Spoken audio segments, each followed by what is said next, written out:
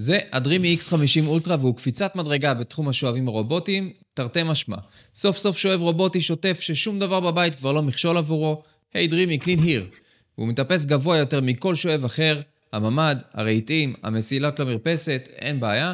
הוא גם מתכופף ומנקה אבק מתחת למיטה ולספה, מנווט כמו גאון עם חיישני לייזר, מצלמות וטונות של AI, כך שאפילו הבלגן של הילדים לא יתקע אותו. רולרים כפולים יש כמובן גם לרצפה, גם לשטיחים, שטיפה עצמית עם מילוי מים וסבון וייבוש, בקיצור, אפס תחזוקה.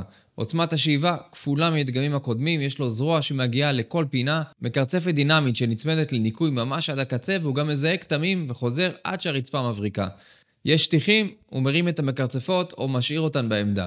ניקה אחרי ארוחה, מנורת UV מחטט בעמדה. האפליקציה פשוט ליגה אחרת עם המון אפשרויות שליטה, אפשר גם להשתמש בו כמצלמת אבטחה, לשמור על הבית, לבדוק איפה החתול או הכלבה.